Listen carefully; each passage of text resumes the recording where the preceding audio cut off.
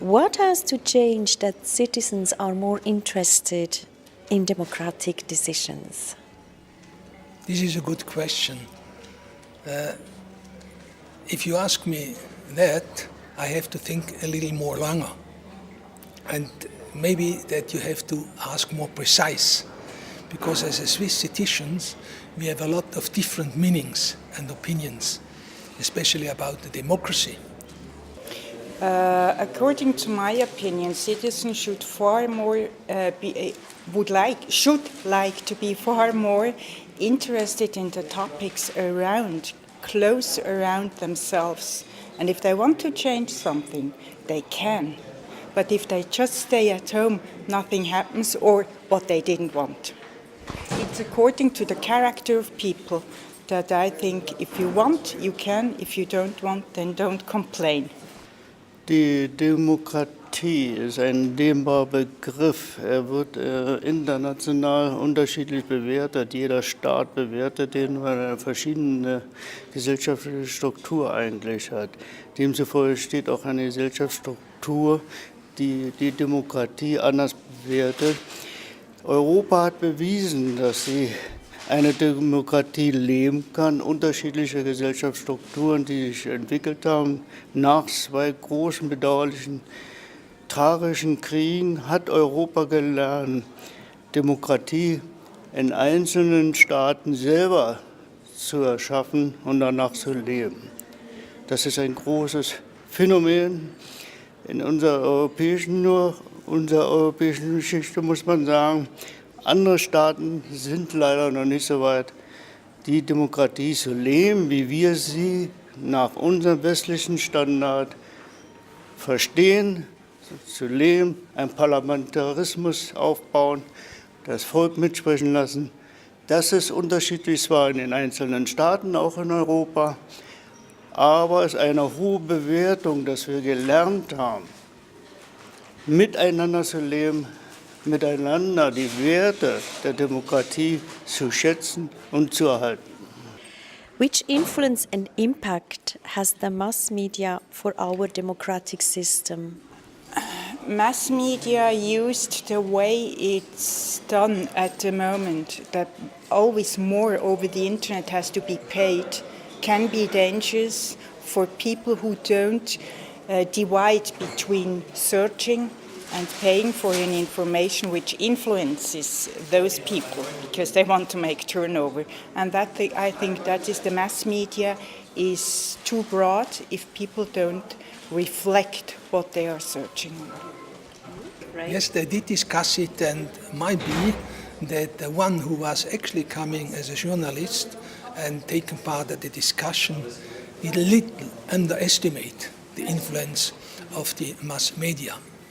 I think they have a kind of influence, mainly in transponding what has been done within the Swiss Parliament, because they are more or less the spokesman of our parliamentarians. And sometimes it was also said they are able to transpond it in a more easier way to make it understandable. So I would say they have a certain kind of influence. In dem Wandel der Globalisierung der Welt spielt natürlich die emotionale Bedeutung der Medienwelt eine bedeutende Rolle, die sie vielleicht noch nicht mal selbst erkannt hat, vor 20 Jahren noch nicht erkannt hat. Aber die dominierende Rolle wird, wie es mal ein Staatsmann in der Bundesrepublik Deutschland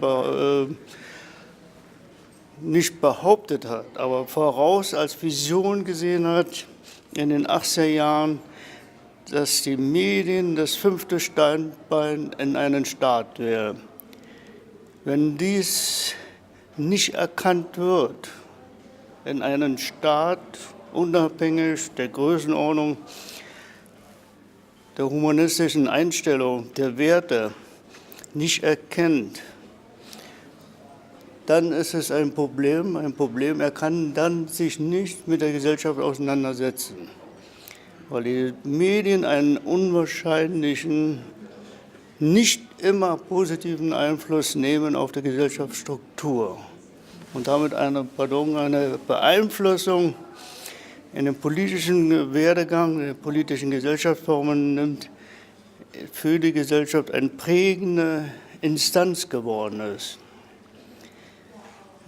Die Medien dürfen nur den Fehler nicht zu machen, eine Oberflächlichkeit zu produzieren.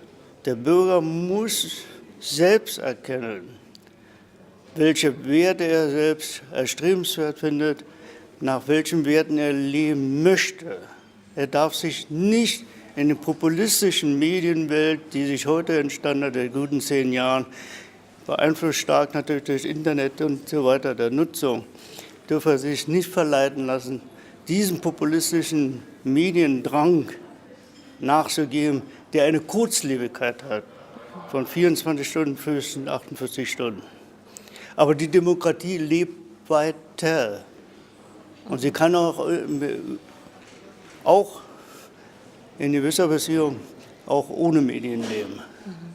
Das hat sich im 18. Jahrhundert und 20. Jahrhundert auch bewiesen. Seit es zwar die Buchdruckerkunst gibt, ist es die ersten Schritte gewesen, der Medienwelt zu eröffnen für jeden Beteiligten. Natürlich muss er eine gewisse geistige Voraussetzung haben. Und die geistige Voraussetzung ist ebenfalls eine Stufe der Qualität der Medien, die wir heute haben.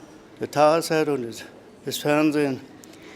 Und da müsste sich mehr eine geistige Impulse von den Medien ausgehen, dass die Oberflächlichkeit verschwindet. Sie beeinflusst die Menschen, die junge Generation lebt auch zum Teil danach. Und das ist sehr, sehr bedauerlich. Do you think that democracy can survive in a globalized world, and why or why not? It's not so easy because to foresee for the next decade is very difficult. And democracy is something, and it was well said during yesterday's lectures, that it's a process. And I think democracy has also, as a tool of how to govern, has also some impact from the society, from the development of technologies.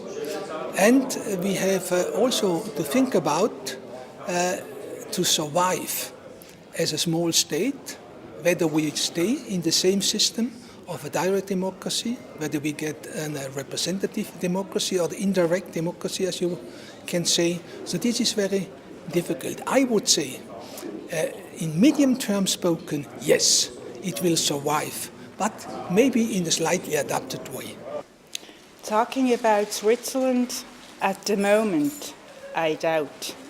But I think that we will change, not myself as much as our kids, we will change our opinion toward not voting, not getting involved. That will change. And if that does, I think it survives.